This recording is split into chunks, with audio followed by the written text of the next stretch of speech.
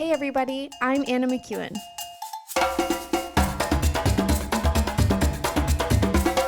And now for Bob Switzer with the epic narrative. And welcome back to the epic narrative. And we are in the middle of one of those mini epics, the story of Samson. What are we, like 3-4 episodes into this? I hope you're having fun kind of reimagining the story. I'll tell you, for me, when I go through the story of Samson now, it is so different from the one that I went through when I was in Sunday school, and all the pictures were of him as this massively muscular, long-haired, angry, he just wiping people out, killing Philistines, just this big dude, right? But as we've discovered, at least here in these perspectives that we're laying out, he was a loner. And he, whether he grew up believing that the whole world revolved around him, because his mother and father kept telling him how special he was and he had to separate from everybody. And then when he grew older, self-doubt crept in, but he couldn't be. He couldn't doubt because, well, he's the special one. He's the one that was set aside. And, of course, his parents reiterated that. And then, of course, you got the whole women's issue where he just, I look at this story of Delilah. We started it, last week. We talked about really just about who she was and who he was and how their internal negative circumstances, negative emotions fed off of each other. They really were enablers, I think, of each other. She needed the money, which honestly, when you think about, like, the last 2 times that Samson went looking for love, he had to pay for it. Now, the first one, his wife won, the one that he married and then didn't ever get to sleep with. She was probably the only one that he was sincerely in love with, and she wasn't paid to be with him. But this girl, even Delilah, is being paid to sleep with him. Not by Samson, but potentially anyway, she's being paid, right? They promised her this enormous amount of money to set her up for the rest of her life. All she has to do is get the secret. And you know what? Delilah, in this story, she's the only honest one there. She's the only honest character. If look at at first, we'll start verse 6. So Delilah said to Samson, "Tell me the secret of your great strength and how you can be tied up and subdued." She literally doesn't even try to be subtle. That's what the story is trying to tell us. She goes to Samson. He comes to visit. She's all prettied up, waiting for him. She's ready to go. And he comes in. He's like, "Hey, Delilah." She's like, "Hey, Samson. Here's a sandwich. So tell me, what's the secret to your strength? What would I have to do, or somebody have to do, in order to tie you up and subdue you?" Now, it is interesting to me that these men of the city of Gaza did not want to kill him. They wanted to subdue him. They wanted to know the secret of his strength. They wanted to bring embarrassment to him because he had brought embarrassment to them and their culture. They did not want to just murder him, at least now, after 20 years of him being in Israel as their ruler. They wanted a level of humiliation so that they could exalt their government and exalt their God, which they ultimately do. I'm not telling any new story here. You can read ahead. I tell, I don't make up new material. So anyways, there they are. She's straight up with him. Now Samson answers her. This is another thing that was strange to me when when I realized in this particular, like, this epic story, right? So we're only talking like about 30 verses in the Bible, but entire movies have been written about this. Not good ones, not any good ones that I've seen, anyways. Have you seen any good ones, Bob? I haven't either. They're pretty cheesy. And they usually make Delilah out to be a seductress, right? That she's out to get him. I mean, most of the time when I heard this story growing up as a kid, of course, Samson's the hero. He's this amazing, awesome leader of God's people, and yet any normal person reading this scripture would be like, I don't see him leading any people. If anything, the people constantly are rejecting him and won't rally to his side. They won't come to his defense. So I don't know where they got the twist. I suppose they wanted to make the Bible interesting to children, so they make it interesting to children, and then they just continue that mindset when they're adults, and they're like, "Hey, Samson was a great hero of the faith." I don't see it. I don't see it. I mean, yeah. He killed a few Philistines. There's no doubt about that. And by name, by title, he was the ruler in Israel for 20 years. But we don't see it, right? I don't see it. Maybe you guys see it. You can write me if you see a completely different take on this. Anyways, so Samson basically decides at that point he's going to play the game. So he's the liar, right? He wants to look invincible. He wants to embarrass his enemies. So he plays the game. Now, Samson he's also playing with Delilah. He wants to be the the boyfriend. He wants to be the smart one. He wants to be the one who can tease her. And honestly, that's not unusual for guys. Guys like to come across as a smart. It's part of their ego. They, their girlfriend or their fiance or their wife will ask a question about something that the guy knows about really well, whether it's a car or plumbing or electricity. I'm laughing because I literally know nothing about those things. My wife just fixed the plumbing in our RV 2 days ago. I come home from her lunch and she's under the kitchen sink fixing things because she never had to ask me those kind of questions. And electricity, same thing. She figured out the hydraulic system in our RV. She's never had to, about the only thing I can do is tell a story. That's about it. And paint. I did learn to paint well from my dad. I can cut a straight line with a brush. I'll tell you that right now. Anyways, back to men. Men like to, the wife or girlfriend, whatever, will ask a question and be like, "Oh man, anybody knows that. You're so stupid," because they like to stroke their egos. And so I think Samson, in his responses to Delilah, is that he's setting himself up to be the smart one, to be the indestructible one, to be the invincible one. He's setting himself up. I mean, why would she be asking this question? It's not like, again, we get the outline of the conversation. We don't get the whole story. The conversation could have lasted for hours. He enjoyed being with Delilah. He thought that this was a sincere relationship. She had the long-standing conversations with him day after day because she wanted him to enjoy the relationship. So she would ask questions and she would admire him and she would stroke his ego. She knew how to handle men.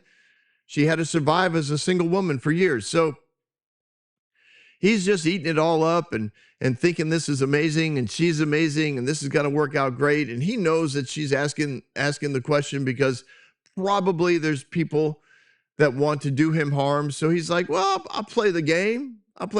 Maybe embarrass some people. He knows at some level, he thinks he knows anyways, that she wants him as a man. So he wants to keep her admiring him. He wants to, show his strength. And he keeps coming back.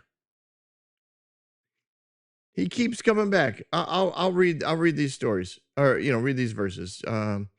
So So his first answer, verse 11, if anyone ties me securely with new ropes that have never been used, I'll become as weak as any other man. So Delilah took new ropes and tied him with them.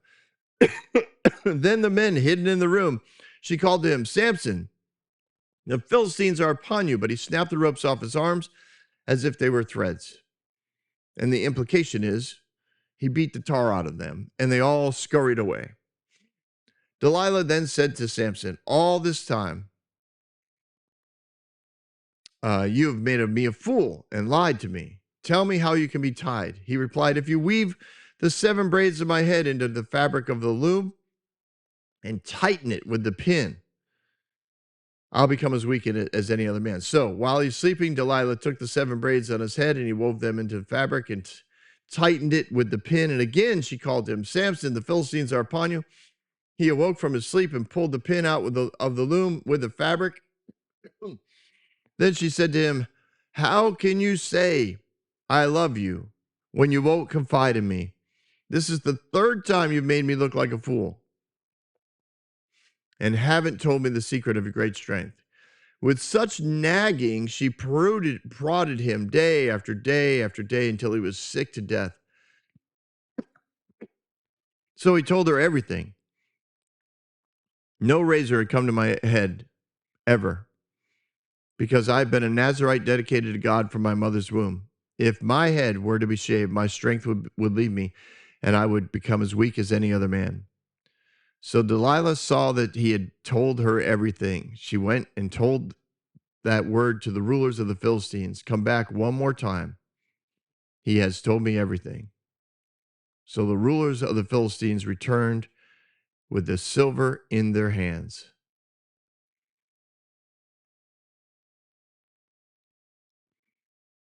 Yeah, I did miss a couple of verses. Thank you, Bob. You're right. I don't know why I scrolled up too high, I guess. The first round was the bowstrings. You're right. I'll become as weak as any other man. And the ruler of the Philistines brought her the fresh bowstrings that had not been dried, and she tied him up with them. And the men hid in the room, and she called, and he snapped the bowstrings. So then it went from there to the new ropes, and then from there to the braids. Evidently, that's the way he wore his hair, was in 7 braids, which meant that, it's a little easier, I'm sure, sorry, to wrap him up and tie him up into a bun or put him back in a headdress of some sort. But I imagine if he ever took that hairpiece off, oh my gosh, I'm gonna have to go get something to drink here. Hang on. Sorry about that, everyone. Yeah, it's mostly allergies, I think. It's crazy. Man, it just really caught me. So, this is the other, the other characters are these rulers of the Philistines. They're hiding in her closet every night. She's putting him to sleep every night. Now, I don't know of a normal person with no, shall we say, external help who can sleep through being tied up with bowstrings. I don't know of any normal person who can fall asleep and not wake up while you're being tied up with new rope. I don't know a person that go to sleep and have his 7 braids woven into a loom and tightened with the pin that they use to make rugs or other types of clothing. How do you fall asleep that much? Well, I believe he probably was drinking. They were probably laughing. She probably enticed him to bed. They probably had some fun. And then he would pass out. Now, I have heard of people who have been under the influence of other things than normal water and and dinner. I've heard those stories where they talk about how, they walked home. They have no memory of like a 2-mile walk home, or they woke up having fallen, down some outside stairs. These are literal stories I'm remembering. They fell down outside stairs onto their gravel driveway, and just laid there and woke up hours later. Now, I mean, I'm thinking there's one. When you're normal and you fall onto a gravel anything, it hurts. But to fall out of someone's house and fall onto their gravel driveway and decide, I'll just lay here, go to sleep. No, you're under some influence, and I believe Samson was under that kind of influence. But these guys hid in the closet, which meant that they were observing their activities in the bedroom, which to me is also kind of sick. But Delilah knew that they were in there. And I'm guessing in her culture and her understanding of what was acceptable, etc., it was one of those things. It was the price she had to pay in order to get free, and she wanted to be free. She didn't want to be dependent on men like that in order to survive. She didn't want to have to give herself up in order to get maybe what she wants, or to manipulate somebody to get what she wants. She wanted that freedom, which again goes to, her story, which we don't know a lot of, but based on her reactions, this is what we get this is what we get the idea of.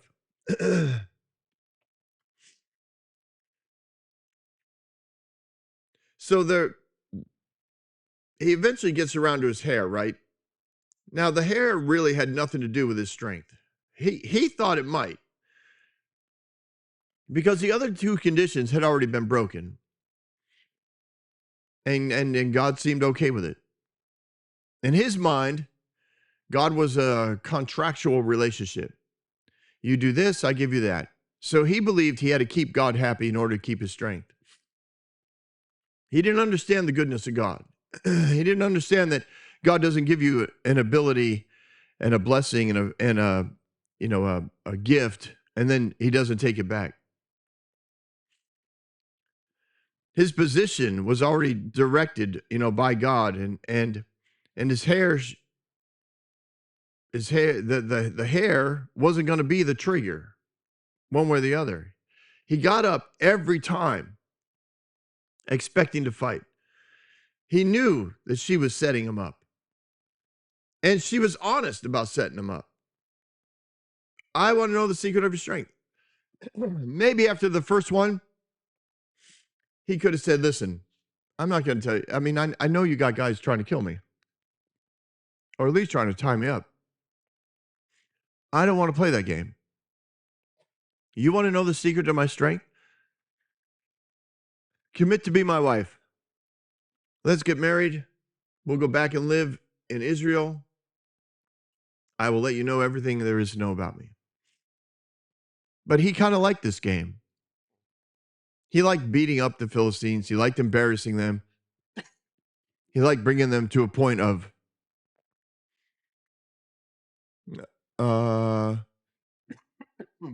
despair, because they couldn't win. So God's goodness and faithfulness to his promise is what brought him his strength, not his hair. Now, the enemy had access to bring shame and embarrassment to God's plan. And that's who steps in here. He takes full advantage of Samson's issues, his weaknesses, his lack of self-confidence, really, because arrogance and pride is just a form of fear. And I believe that Samson had great fear in his life because he didn't know how to run things. He didn't feel like a leader. People didn't follow him. He was in charge of something that he never wanted to be in charge of, but he had to be because that's what he was told he always was going to be. He had all kinds of conflicts going on inside, mental ones, emotional ones. And the enemy came in and took full advantage of that. Now, there are those who believe that, God set Samson up to discipline Samson for disobeying him. I'm sorry. I don't believe God sets up his kids to be disciplined by the enemy, though it might look like it. It might look like it. And we've talked about this before. But God's not going to turn you over to the devil to have him beat you up for a little bit so that he can come in later and be the good guy. The discipline of God has to do with discipleship. It has to do with relationship. So for Samson, after 3 rounds of this, where was it? He's making a fool out of Delilah. All right, she's not happy. And in verse 15, she says, "How can you say I love you when you won't confide in me? This is the 3rd time you've made a fool of me." Now, he's making a fool of her in front of the Philistine leaders. Like, he's got all kinds of games that he's trying to play, and you can use your imagination to come up with them, but he's embarrassing her in front of the people that she's decided to live near. Maybe in his own way, he's thinking, if I make them look foolish enough, she'll come live with me, and we can go live in Israel. She's of mixed race. At least at some level, some people, could be happy with that. I didn't necessarily choose somebody from my tribe, but at least I chose somebody who had some Hebrew blood in them. But she goes to him and says, how can you say that you love me if you don't do this? And that was his trigger. The trigger was he wanted that girl to know that he loved her. He said it already. He probably said it many times. There's always people there's always people coming in, saying I love you within the first, 5 minutes of meeting you. And that, that word love is way different than other words of love. And we talked about the fact last week that when he said he fell in love with Delilah, it was a very general sense of falling in love. It wasn't a deep love of any kind, but so he's saying I love you, and she's basically saying you don't really love me. You don't love me with a deep love. You love me with you're cute. I love you. Oh, look at this cute puppy. I love it. So she's challenging his words. Plus, you keep lying to me. And people who love each other don't lie to one another. And man, that's the truth, right? And there's all kinds of abuse and manipulation that occurs in a relationship because one of them is always lying to the other.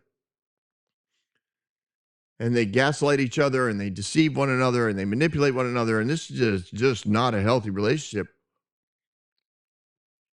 And Delilah's calling him out. She's like, listen, you're lying to me. You tell me you love me, then you lie to me. Good relationships, that doesn't happen. And it says she continued to pester him.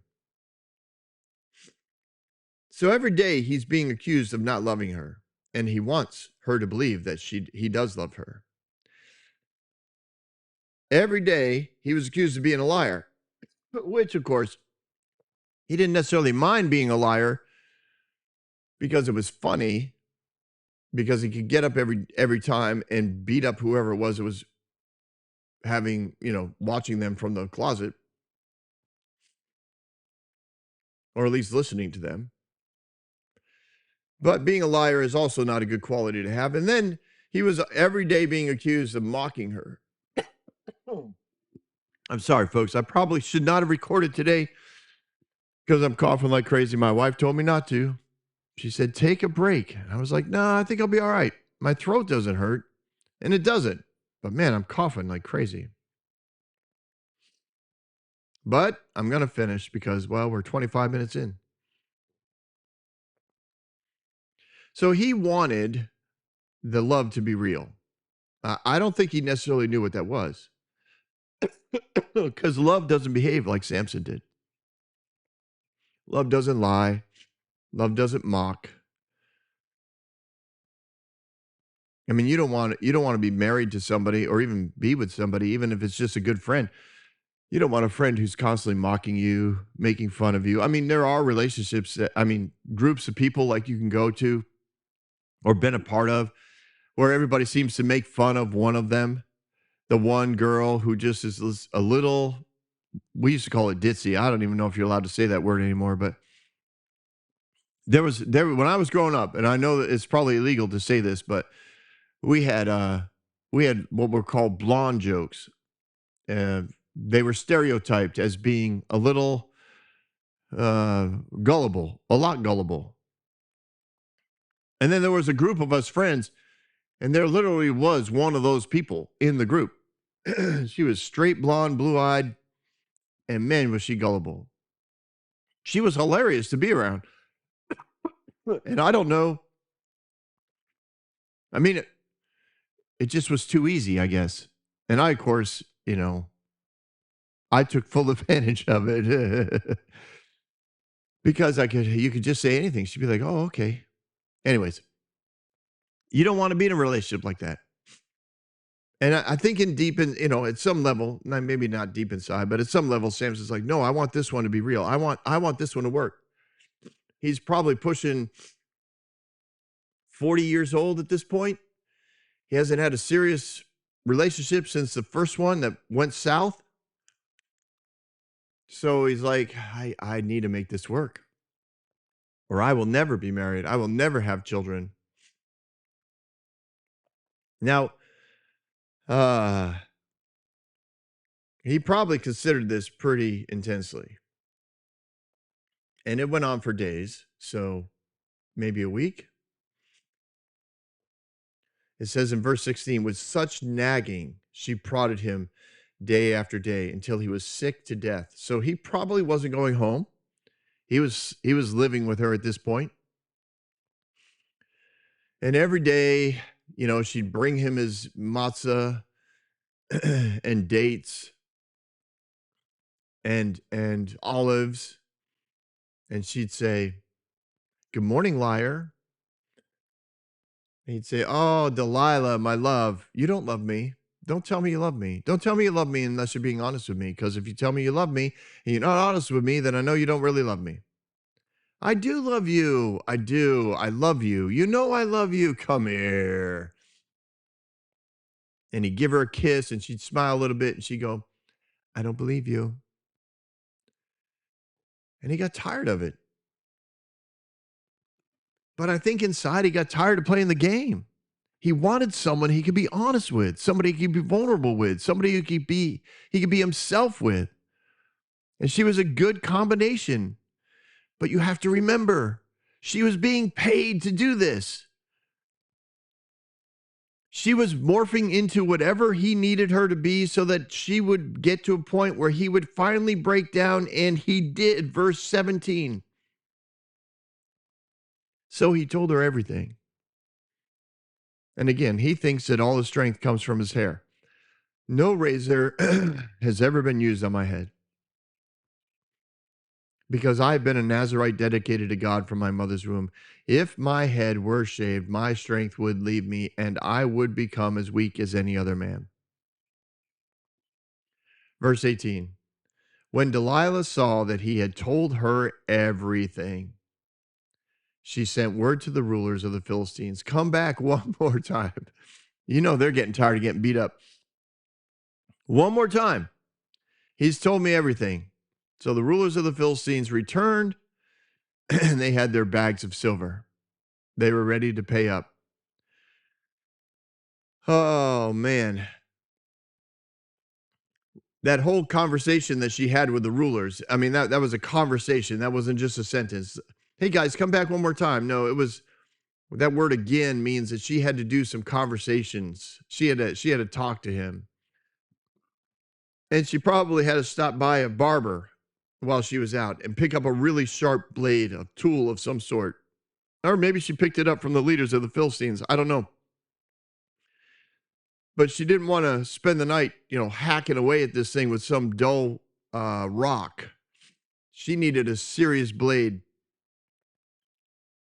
So she got it. She got the tools necessary. She probably put them under the bed or under the mattress or wherever it was that she thought she put him to sleep.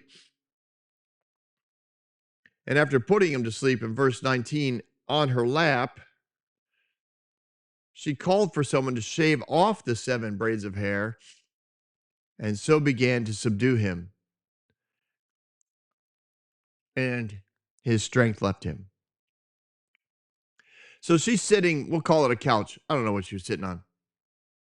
He's curled up. It could be the bed. He's curled up. He's had his drinks. She's entertained him. She knows that she knows everything now. You can picture that conversation going on. She sees the sincerity in his eyes. She hears the quiver in his voice because he is telling her a secret he has never told anyone. Something that has been buried deep in his spirit for years. And she can hear it. And she knows it. And she's thinking, wow, he really loves me.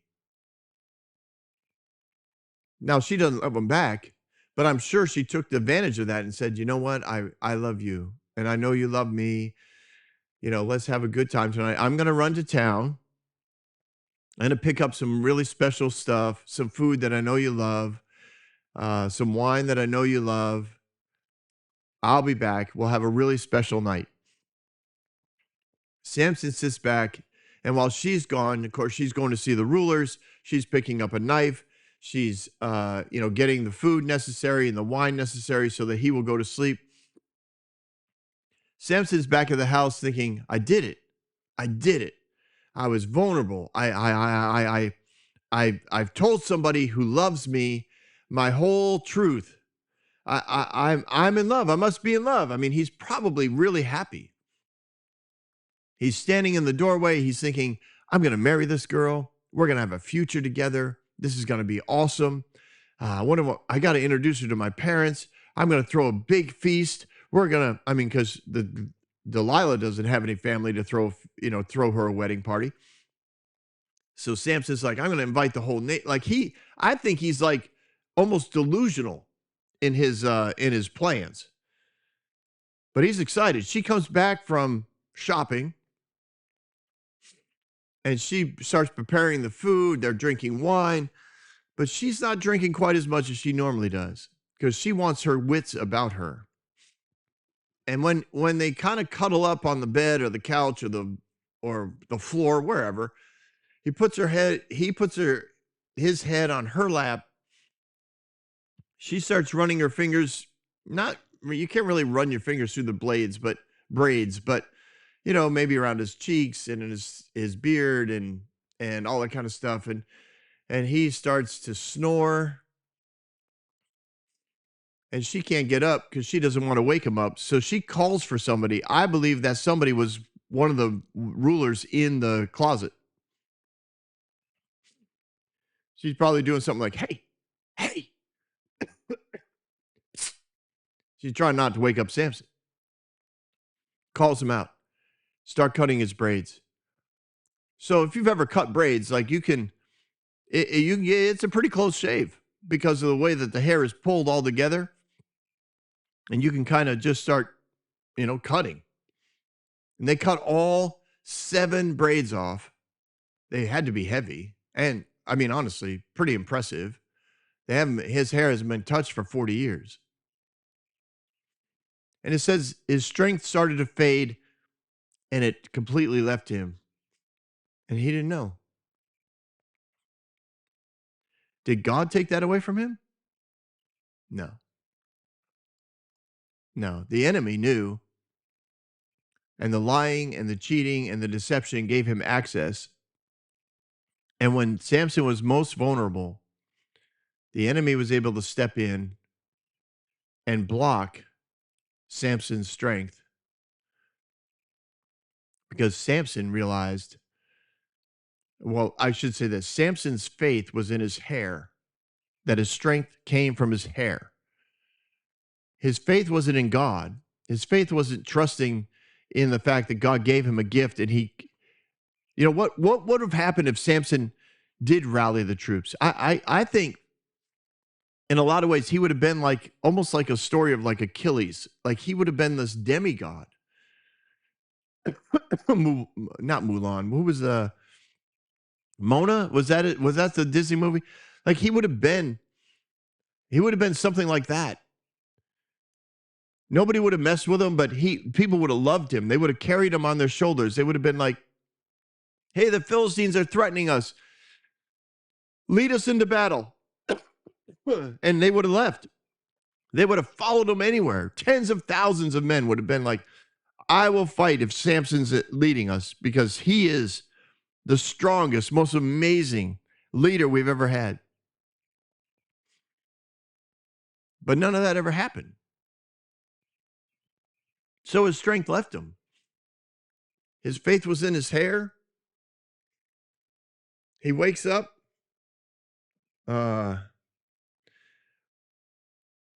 Let's see. He didn't know his strength was gone. Sorry, I have notes here. When you think you control your purpose and design, you don't know when the enemy has stolen it. Oh, that's good. That's good. That's true. Yeah. Yeah, that's exactly what was happening. Samson believed he controlled his strength. He believed if he didn't cut his hair, he would always be strong. That wasn't the truth. The truth was the strength came from God, but he believed that he controlled his purpose and destiny. And when that happens and the enemy takes that from you, you don't even realize it. And that's happened to a lot of people. And I can think of ministries that have had worldwide impact. And they thought somewhere along the line, they started to believe that worldwide impact was something they controlled, something that came from them, something that was part of their programming. And when they lost it, they had no idea. So then she called. She wakes him up. Samson, Samson, Samson. Hey, Samson, the Philistines are upon you. He woke from his sleep and thought, I'll get up as before, go out as before, shake myself free.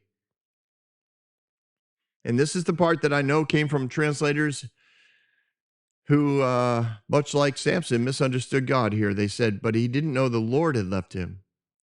The Lord literally can't leave him.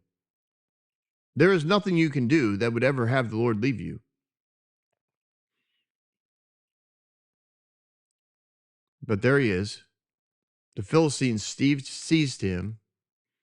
They gouged out his eyes, took him down to Gaza, binding him with bronze shackles. They set him to grinding grain in the prison. It was humiliation to blind somebody. The bronze shackles were a picture of slavery. He was going to be on display on the prison floor for everyone to see, pushing a big stone around and around and around in a circle like an ox, because that's what oxen usually did. I mean, men could do it. It wasn't an impossible thing or something that never happened. But if you were pushing a stone around in a circle, it was because you couldn't afford an ox anymore. It was, again, a way to humiliate and embarrass him. But humiliation and slavery and embarrassment is the work of the enemy. That's not discipline from God. God doesn't discipline from a place of shame and guilt. He always disciplines from a place of discipleship. He wanted Samson to be in deeper relationship with him. the invitation to Samson was to call out to God. I don't see that. The story doesn't indicate anything where he cries out to God and says, "Where's my strength?" or send my strength back, or "I'm sorry for being a deceiver and a liar." Nothing like that comes out of his mouth.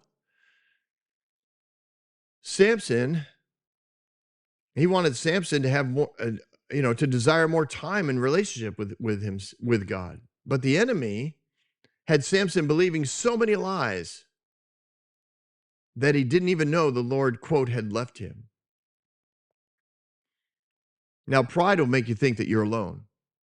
Arrogance will leave you alone. I mean, I've been arrogant and prideful to the point where I had no friends. I had no connections. And yet, if you watched me in a crowd, you would think everybody loves that guy. But nobody really liked me. I was cruel with my mouth. I thought it was really funny.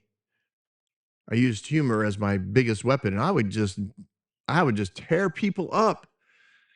And the whole crowd would laugh. But when it was all over, the crowd would walk away going, "I don't want to be his friend. That guy's a jerk." So pride has you in this place where you are so afraid of being alone that you keep trying to make friends, but you can't because you don't know who you really are. And you lose the very things about yourself, your identity, your purpose, your destiny. And by the time they're all gone, you don't even realize it because now you're just a complete fabrication of what you think you're supposed to be rather than the truth. And the enemy had Samson right there.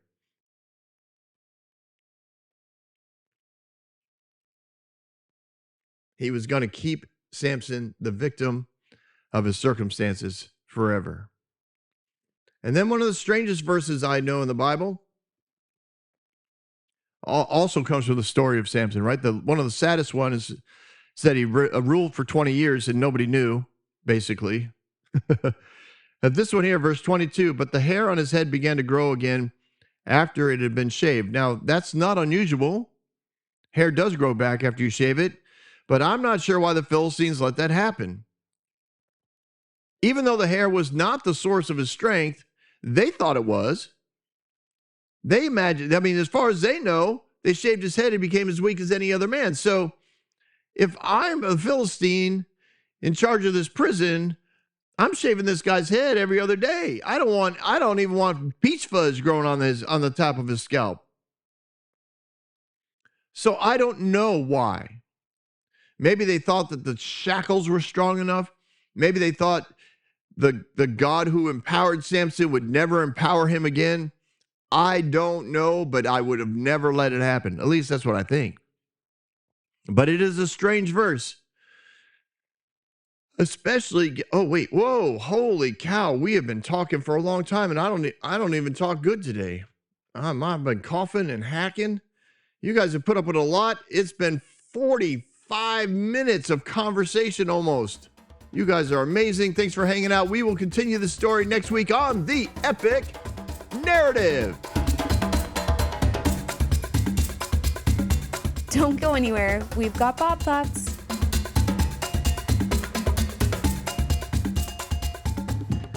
And welcome to my thoughts. Although I do try to stay focused during this time because my thoughts are many and varied.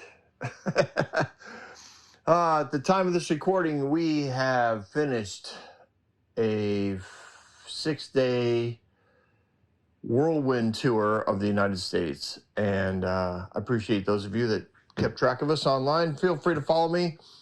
Facebook, Instagram. They're open. They're public pages. Yeah, if you request my friendship, I will probably accept it.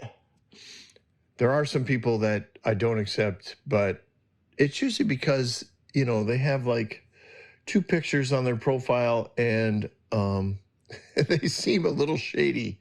Anyways, on with the show. We see, my thoughts just get crazy. As you can see, I am kind of a fan of Delilah in that I think she was always considered like a bad girl of the Bible. Like I remember a book that was very popular in my circles anyways, growing up in conservative circles, the bad girls of the Bible. And Delilah was one of them. I actually think they made Bathsheba a bad girl too, which is insane to me because she was innocently raped by David. But that you have to go back to that season. Actually, the upcoming season, is it in 1 Samuel? I don't think it's in 1 Samuel. I think Bathsheba's in 2 Samuel, which that'll be season 7. We got a lot going on. We got so much material to cover. I had a great word of encouragement today. Someone on Facebook said, they were like, everyone should listen to this podcast. I listen to it. It's the only way I can tolerate the Old Testament these days. I loved it. I loved it. That comment and the comment that I often get is, Bob, you've ruined my theology. That one's kind of fun too, because all I want you to do is consider the possibility that God has been good through all of time.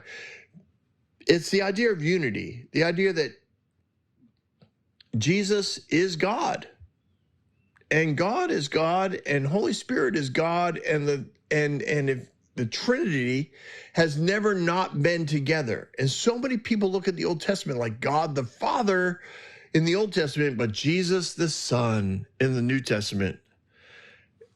Just a dangerous way to look at it, because it allows you to separate the character of God the Father from God the Son, and covenants cannot be built on anything but character. The character has to be consistent. And they're like, well, the Old Testament is the Old Covenant, and then Jesus came along and destroyed it. I'm sorry, like if God uses violence to reconcile sin, sin is violence. Anyways, all right, enough theology. Oh man, we are. I'm a fan of Delilah, as I've said a number of times in this episode. She's the only honest one in the whole story. The Philistines weren't honest. Samson wasn't honest. Delilah was honest. And I think she often gets mischaracterized as this prostitute, running around topless, lust-filled woman who just dragged down the man of God. And the reality is the man of God willingly let himself go down. Well, honestly, I'm sickened by the number of, quote, men of God that have gone down this road, and somehow they're the victims. I'm sorry, Samson made conscious decisions over and over and over again. And Delilah was honest. And that's that.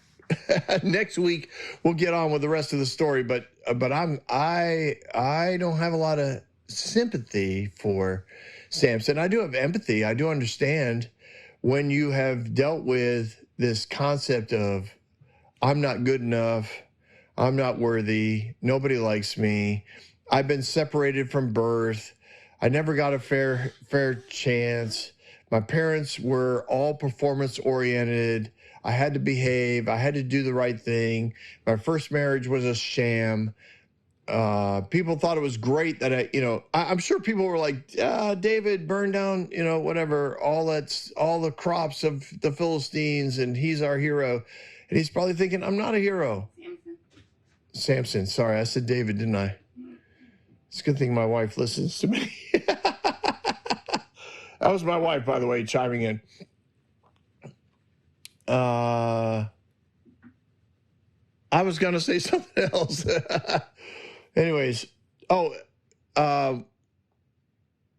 yeah, like every heroic deed he did because he was just trying, I think, to walk away from his identity, and then he spends 20 years doing nothing.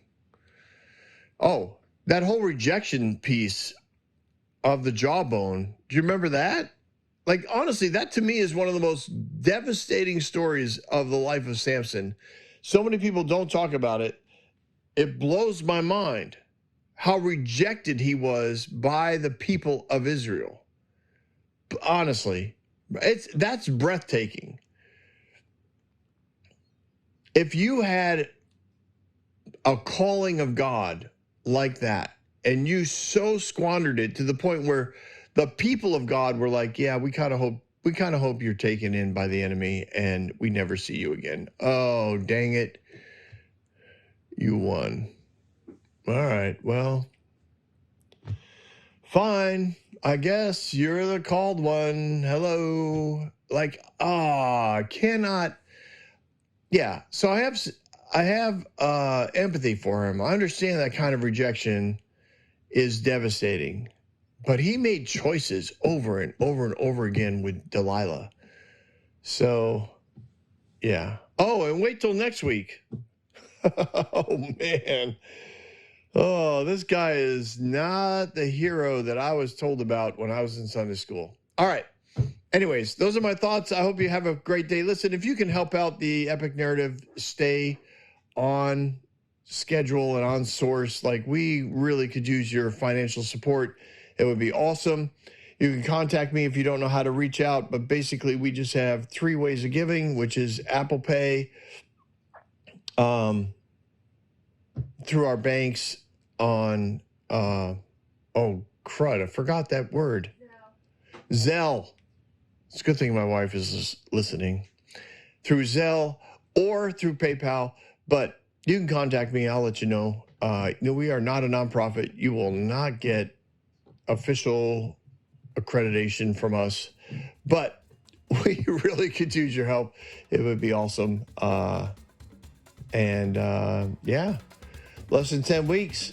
And this season is over, and I'll start recording the next season very soon. Have yourself a fabulous day, everyone. See you next week on The Epic Narrative.